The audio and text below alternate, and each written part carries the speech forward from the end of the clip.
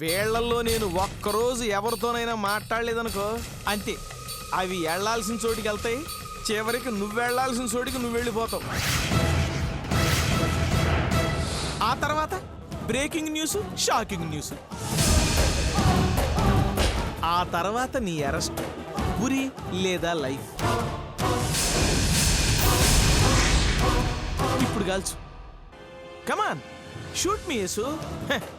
భార్య చేతిలో చచ్చిపోవటం కంటే భర్తకి ఏం కావాలి చెప్పు, కమాన్.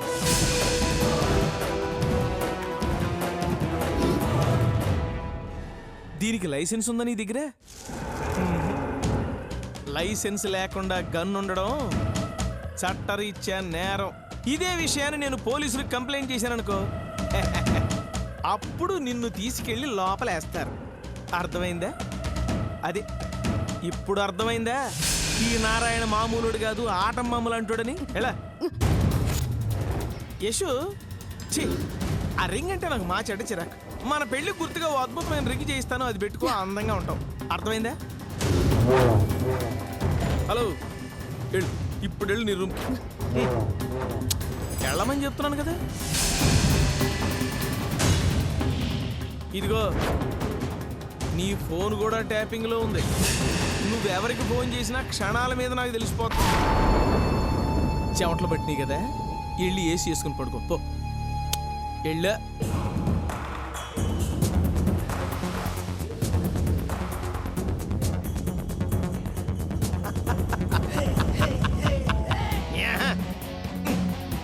నారాయణ మజాక నారిగాడంట, నారిగాడు. Narayana, Narayana the great.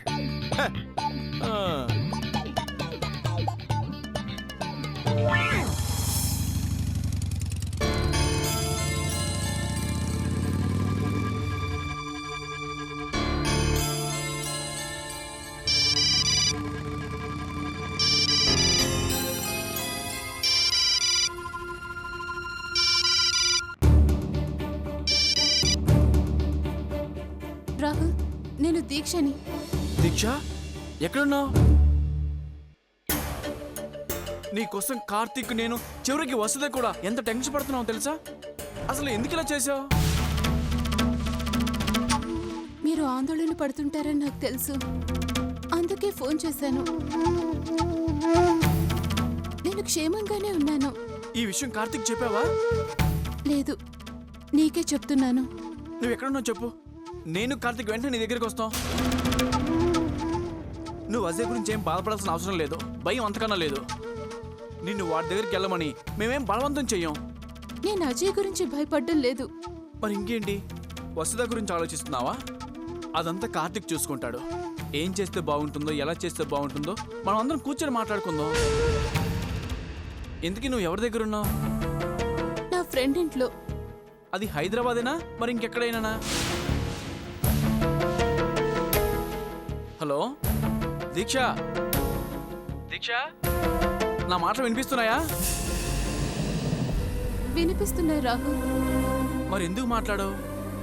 కనీసం నువ్వు ఎక్కడున్నావో చెప్పడానికి ఎందుకు భయపడుతున్నావు? నేను క్షేమంగా ఉన్నానని చెప్పడానికి ఫోన్ చేశాను.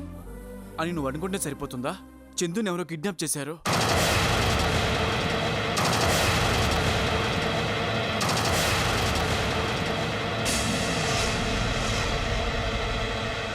వదిన్ని కిడ్నాప్ చేశారా?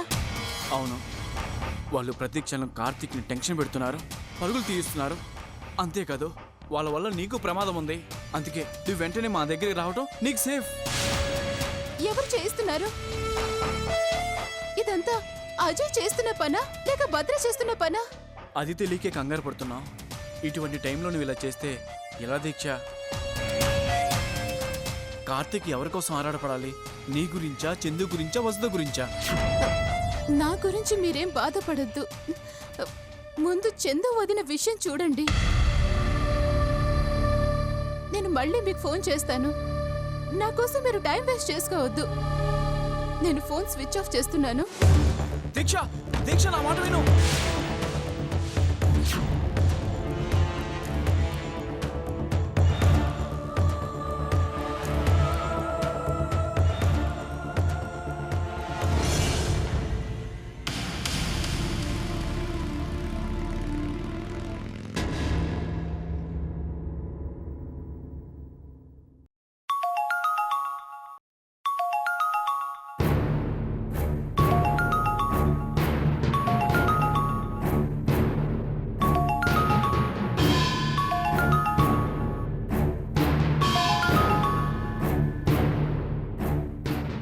హలో, వసుధకి నిజం చెప్పావా? ఇంకా లేదు. నువ్వు చెప్పవని నాకు తెలుసు కార్తీక్. చూడు, నువ్వెవరో నాకు తెలీదు. ఇది ఇప్పటికిప్పుడు చెప్పే విషయం కాదు. నువ్వు శంకర్ సూర్యని అభిమానించేవాడివి అయితే నా మాట విను. వింటే కథలు చెప్తానంటావు. కథలు కాదు, నిజం చెప్తున్నాను. నిజం తెలిస్తే వసుధ ప్రాణానికి ముప్పు అవుతుంది. అయితే ముందు తన్ని మానసికంగా ప్రిపేర్ చేయాలి. అందుకు నాకు కొంచెం టైం కావాలి. ఈలోగా నన్ను వెతికి పట్టుకుందామనా? నీ చావు తెలివితేటలు నా దగ్గర పనికిరావు కార్తీక్. నిన్ను పట్టుకునేవాడిని అయితే ఇప్పటికే పట్టుకునేవాడిని.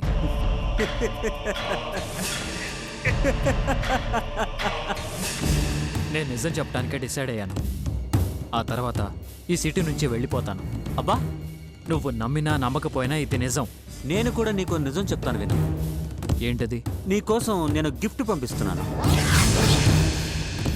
ఇంటి దగ్గర నీకోసం ఎదురు చూస్తూ ఉంటుంది. వెంటనే వెళ్ళి కలెక్ట్ చేసుకో. హలో హలో,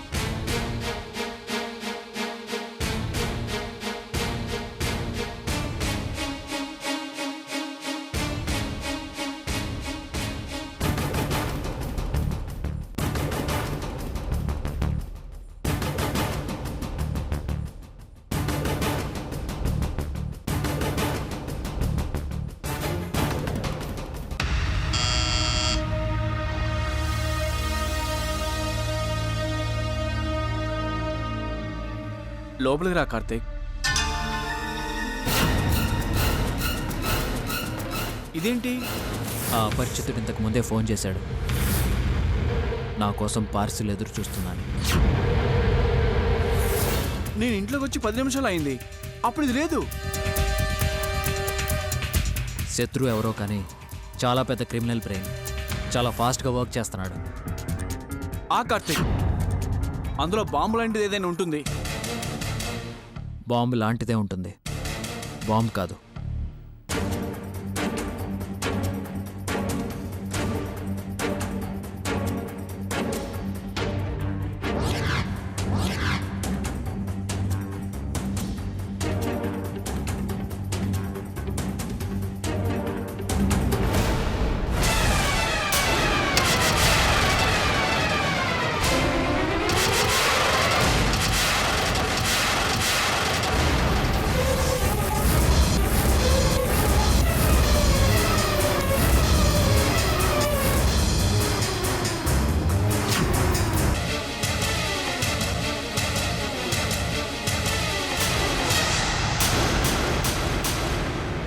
ఇదే కార్తీక్, ఆ రోజు చందు కట్టుకున్న శారీ ఇదే.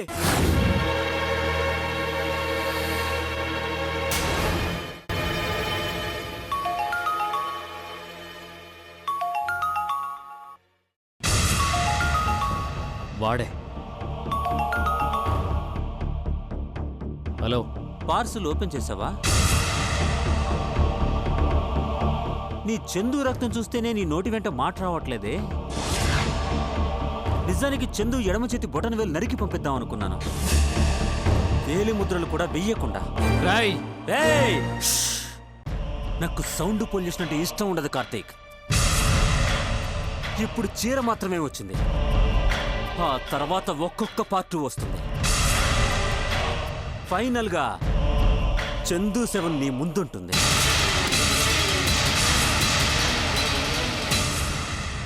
ఇప్పుడే శవపేటికి ఆర్డర్ ఇచ్చాను. రాయ్, నువ్వు తొందరపడుతున్నావు. నువ్వు ఆలస్యం చేస్తున్నావు.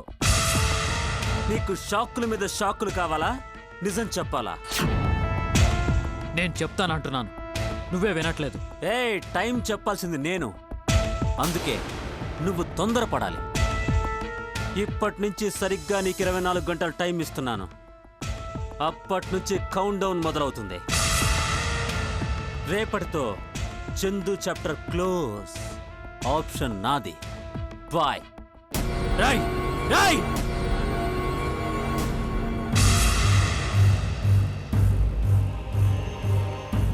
ఏమంటున్నాడు? 24 గంటల్లో వస్తుకు నిజం చెప్పకపోతే చందు శవాన్ని పంపిస్తానంటున్నాడు. వాడి వాయిస్ని గుర్తుపట్టలేకపోతున్నావా? చెప్పాను కదా, వాడు చాలా ముదురు, గొంతు మార్చి మాట్లాడుతున్నాడు. దీక్ష ఫోన్ చేసింది కార్తీక్. నిజమా? ఎక్కడి నుంచి? నీకే ఎందుకు చేసింది? నా మీద తన కోపం వచ్చిందా? నువ్వేం చేసావని నీ మీద కోపం తెచ్చుకుంటుంది? మరెందుకే నిశ్శబ్దం? తను ఎక్కడుందంట? అది మాత్రం చెప్పలేదు కార్తీక్. నేను క్షేమంగా ఉన్నాను, అన్నయ్యని ఆందోళన పడొద్దని చెప్పింది. ఆందోళన పడకుండా ఎలా ఉంటాను రాహుల్? ఆ ఆలోచనే ఉంటే ఇలాంటి పని చేస్తుందా? తను క్షేమంగా ఉంటే నాకు అంతే చాలు. అసలు ఈ దుర్మార్గుడు ముందు దీక్ష గురించే కదా మనల్ని టెన్షన్ పెట్టింది.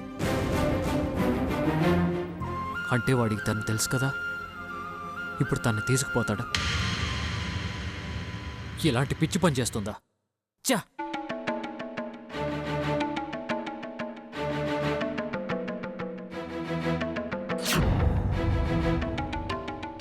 చందు విషయం తనకు చెప్పావా?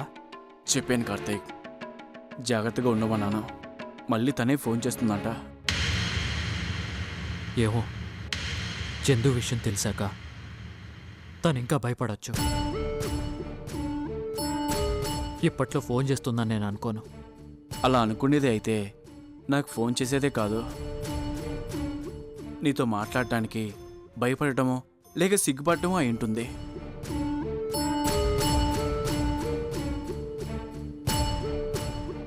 ఇప్పుడు ఏం చేద్దాం కార్తీక్? చందు విషయంలో ఇంకా 24 గంటల టైం ఉంది. ఆలోచిస్తాను.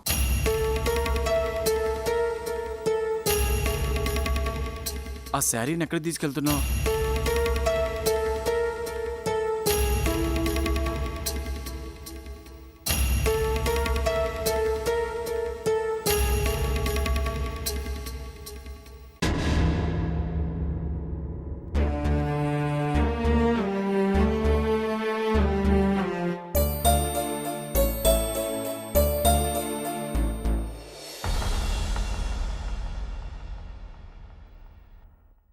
ఎక్కడి నుంచి వస్తున్నావు? ఏట్లో నుంచి వస్తున్నాను. అవునా? హైదరాబాద్లో హిమాయత్ సాగరు, హుస్సేన్ సాగరు, గండిపేట తప్ప ఎలాంటి ఏర్లు లేవే. చాలా ఎక్కువ మాట్లాడుతున్నావు. నేను ఎక్కడి నుంచి వస్తే నీకెందుకు? ఏ గంగలో దూకితే నీకెందుకు? నీ పని నువ్వు చూసుకో. ఇది నా పనే. నేను కాక నిన్ను జాగ్రత్తగా ఇంకెవరు చూసుకుంటారు? నారాయణ, ఈ రోజు నుంచి ఇట్టా పిలవడానికి కూడా ఇల్లేదు. ముందు ఎదుటోళ్ళని గౌరవించడం నేర్చుకో. నువ్వేమన్నా చిన్నపిల్లవనుకుంటున్నావా? పెళ్ళయిందానివి. ఏంట్రా ఇష్టం వచ్చినట్టు మాట్లాడుతున్నావు? ఏంటి కష్టంగా ఉందా? నీలాగా ఒకళ్ళ మీద కోపాన్ని ఇంకొకళ్ళ మీద చూపించడం నాకు చేత కాదు. అనుకుంటే నేనే కొట్టగలను, కానీ కొట్టను. Mummy, mummy, mummy! జలజా, ఏంటమ్మా? ఏంటి మమ్మీ? చివరికి పని వాళ్ళు కూడా ఇష్టం వచ్చినట్టు ప్రవర్తిస్తున్నారు. ఇది ఇల్లా సంత? సంత కాకూడదని చెప్తున్నాను. ఈ రోజు నుంచి నువ్వు ఏ చీర కట్టుకోవాలి, ఏ పూలు పెట్టుకోవాలి, ఏ గాజులు వేసుకోవాలో కూడా నేనే చెప్తాను. నువ్వు చెవుల్లో పూలు, మొక్కలో బూడిద పూసుకుంటావు కదా, అది చూసుకో. నాకు పాఠాలు చెప్పొద్దు. మీ అమ్మ ఎలాగూ చెప్పదు, నేను కూడా చెప్పబోతే ఎలా? ఏంటి మమ్మీ మాట్లాడవు?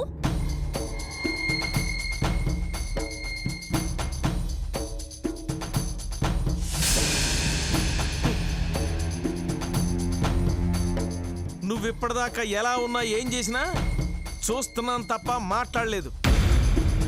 పెళ్ళైన పిల్లవి నువ్వు అందంగా ఉన్నావని మిడిసిపడితే నువ్వు ఆశపడ్డ కార్తీక్ కూడా దగ్గరికి రాడు.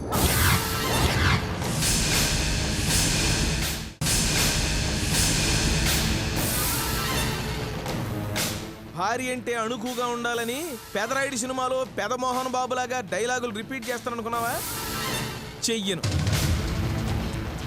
ఇంట్లో కూర్చొని సతీ అనసూయ, సతీ సావిత్రి లాంటి సినిమాలు చూడు. భార్య అంటే స్త్రీ అంటే ఎలా ఉండాలో తెలుస్తుంది. ఏంటి మమ్మీ ఈ రోజు నారాయణ పూనుకు వచ్చినట్టు వాగుతున్నాడు? నువ్వు మాట్లాడవేంటి? మీ అమ్మేం మాట్లాడుద్ది? అంటే నీతో మాట్లాడిస్తుందన్నమాట, అంతేనా మమ్మీ? నారాయణ గారు చెప్పినట్టు చెయ్యమ్మా, అంతకంటే ఎక్కువ నేను మాట్లాడలేను.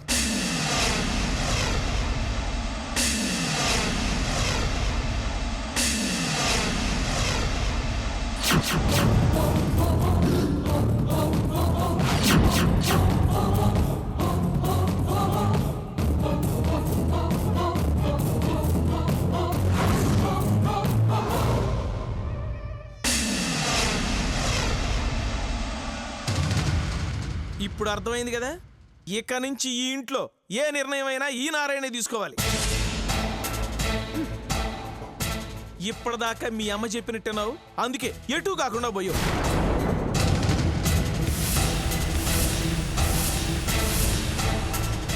నేను చెప్పిన మంచి మాట విన్నావనుకో, జీవితంలో ఏదో ఒక రోజున సుఖపడతావు. నా సుఖం గురించి నువ్వు మాట్లాడొద్దు. నా మీద పెత్తనం చలాయించాలని చూస్తే నేను ఊరుకోను. నేను కార్తీక్ భార్యను. అది గుర్తు చేద్దామనే, భార్య అయినంత మాత్రం చాలదు. నువ్వు అయ్యావు కదా భర్తవి, ఇంకొకరికి నీతులు చెప్పడానికి నీకొక స్టేటస్ ఉండాలి.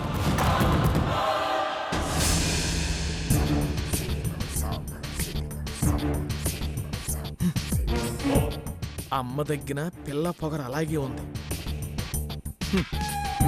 నువ్వు దారిలోకి వస్తావు, ఎక్కడికి పోతావు?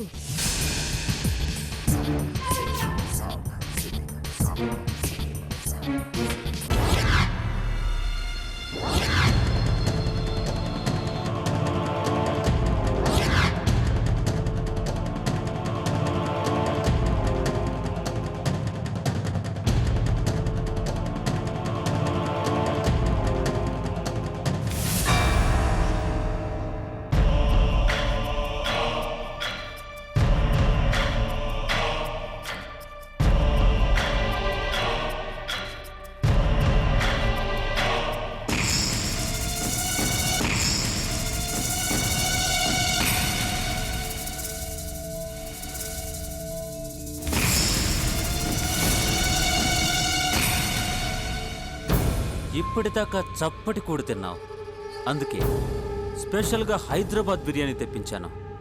తృప్తిగా తిను. తీసుకో.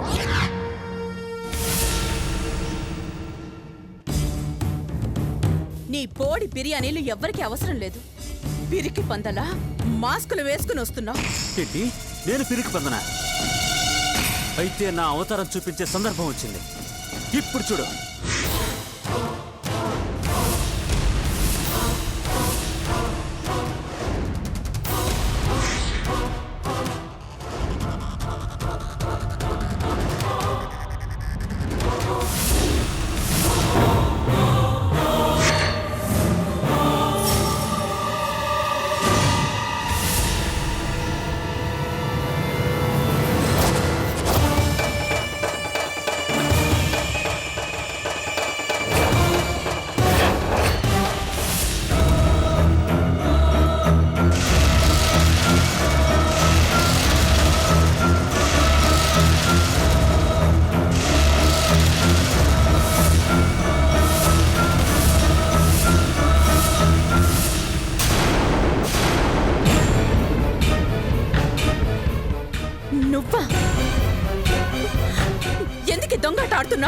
నేను ముసుగు వేసుకుని నటించాను, కార్తీక్ గాడు ముసుగు లేకుండా వసుధ దగ్గర నటిస్తున్నాడు. అందుకు కారణం నువ్వు. నీకు జాలి, కరుణ, మనవాళ్ళు పరాయి వాళ్ళు అనేది లేదు. కన్న తండ్రిని భార్యని నీ వాళ్ళందరినీ పొట్టన పెట్టుకున్న దుర్మార్గుడివి నువ్వు. అందుకు కారణం ఎవరు? కార్తీక్ గాడు. వాణ్ణి లేపేయాలనుకుంటే నా వాళ్ళు చనిపోయారు. కార్తీక్ గాడు మాత్రం శంకర్ సూర్యలా సెటిల్ అయిపోయాడు. పొద్దునొకరితో సాయంత్రం ఇంకొకరితో హాయిగా ఎంజాయ్ చేస్తున్నాడు. వాడు రాముడు కాదు, కృష్ణుడు. నోర్మోయ్! కార్తీక్ గురించి ఇంకొక్క మాట మాట్లాడేవంటే నాలుక చీరేస్తాను. అహర్నిశలు రాయుడు గారి కుటుంబం కోసం తపన పడుతున్న గొప్ప మనిషి కార్తీక్. తనని బ్రతికించారన్న కృతజ్ఞతతో వసుధని అనుక్షణం కంటికి రెప్పలా కాపాడుతున్నాడు. అలాంటి మనిషినేమైనా అంటే పురుగులు పడి చస్తావు. అచ్చా, నీ అన్న మీద నీకు కోపం ఉండొచ్చు. వసుధ అమాయకురాలు. తన గురించి మాట్లాడితే నీ కళ్ళు పేలిపోతాయి. నా వదిన అమాయకురాలే, కార్తీక్ కాదు. పురుగులు, కళ్ళు పేలటాలు ఇలాంటి శాపనార్థాలకి మనుషులు ఏదో అయిపోతే ఈ భూమి మీద మనిషంటూ మిగలడు చందు. అయినా ఈ ఆడవాళ్ళు నాకు అర్థం కాదు. ఒకడికి ఇద్దరు ముగ్గురు ఎంతమంది పెళ్ళాలున్నా టీవీలోనూ సినిమాల్లోనూ ఎగబడి చూస్తున్నారు. వాళ్ళకది వికృతమైన ఎంటర్టైన్మెంట్ అయిపోయింది. అయినా నీ భర్త ఇంకో ఆడదాని దగ్గరుంటే నీకు బాధగా లేదా? మాట్లాడవా? అంటే నీకు చీరెలు నగలు కొనిస్తే చాలన్నమాట. రేయ్, కుక్కల అరవకు. నేను తలుచుకుంటే 2 నిమిషాల్లో నిన్ను కుక్కని కాల్చినట్టు కాల్చి రోడ్డు మీద పడేయగలను. ఇంకెందుకు ఆలస్యం? ఆ పని చెయ్యి. ఇదంతా చేస్తుంది ఆ డబ్బు కోసమేగా. ఆ పని చేస్తోంది కార్తీక్ గాడు. నేను నా ఊరి కోసం చేస్తున్నాను, నా మనుషుల కోసం చేస్తున్నాను. నిన్ను కిడ్నాప్ చేసిన విషయం నీ మొగుడికి తెలుసు. వసుధకి నిజం చెప్తే నిన్ను వదిలేస్తామన్నా కూడా వాడందుకు ఒప్పుకోలేదు. మీనమేషాలు లెక్క పెడుతున్నాడు. అంటే అర్థం ఏంటి? ఇప్పుడు నువ్వు పాతబడిపోయావు. వాడికిప్పుడు కొత్త భార్య కావాలి. రుద్రవరం ప్రజలు వాణ్ణి దేవుడు అనుకోవాలి. అన్నిటికీ మించి బతికున్నంత కాలం దర్జాగా బతకడానికి నా ఆస్తి కావాలి. నువ్వు ఉంటే ఎంత, పోతే ఎంత? కార్తీక్ నీలాంటి వాడు కాదు. వసుధ కాదు, నువ్వు అమాయకురాలివి. చూడు, వసుధకి అసలు నిజం తెలిస్తే బతకదు. అందుకే కార్తీక్ ఆలోచిస్తున్నాడు. అంటే వసుధ బతికున్నంత కాలం ఈ నిజం చెప్పడంటావు. ఇది వాడు డాక్టర్తో కలిసి ఆడుతున్న నాటకం చందు. అది నీకు తెలియకపోవచ్చు. ఒక పెళ్ళం ఉన్నవాడికి బాధ, 2 ముగ్గురున్న వాడికి జల్సా. ఇక మాటలు అనవసరం. నేను వాడికి రేపటిదాకా టైం ఇచ్చాను. నువ్వు కావాలనుకుంటే నీ మొగుడు మహాత్ముడైతే వసుధకి నిజం చెప్తాడు. లేదంటే నీకిదే చివరి రాత్రి.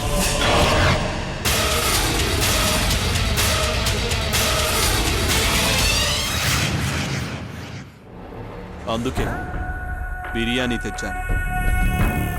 ఉరి శిక్ష పడ్డవాడికి కూడా చివరి కోరిక ఏంటని అడుగుతారు. రేపు ఉదయం వస్తాను. నీ చివరి కోరిక ఏమన్నా ఉంటే చెప్పు.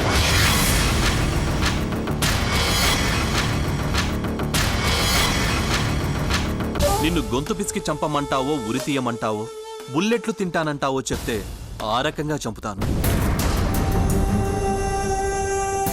ఆ బాధ కూడా వద్దనుకుంటే నొప్పి తెలియకుండా చంపేస్తాను. ఓకే?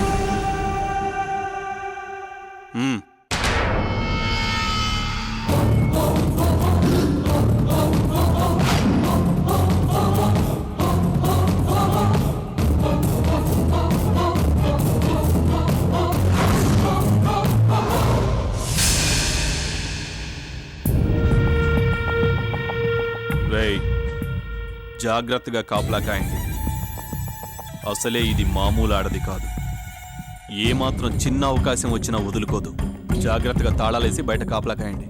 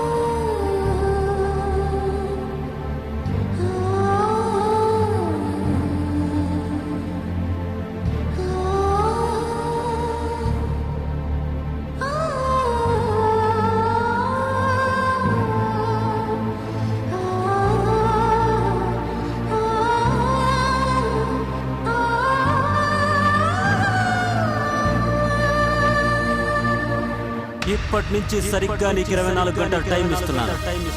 అప్పటి నుంచి కౌంట్ డౌన్ మొదలవుతుంది.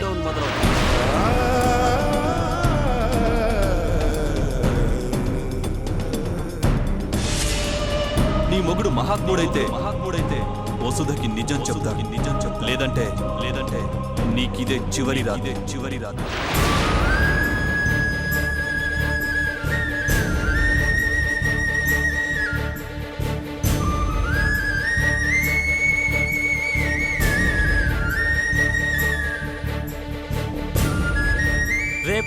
రేపటితో చందు చాప్టర్ క్లోజ్.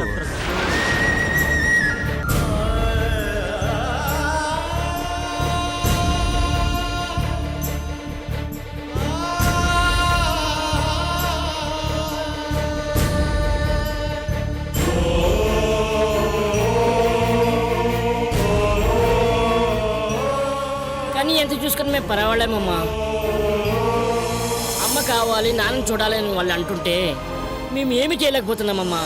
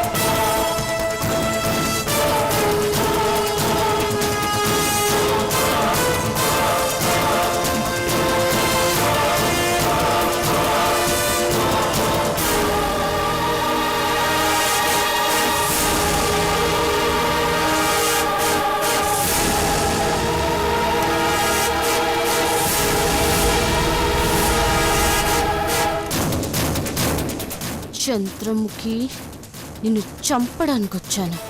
తాళం వేసింది కాబట్టి బతికిపోయా. ఇంటికి ఎలాగో తాళం వేసింది. కనీసం చంద్రముఖి సంబంధించినవి ఏమైనా దొరుకుతాయేమో చూద్దాం.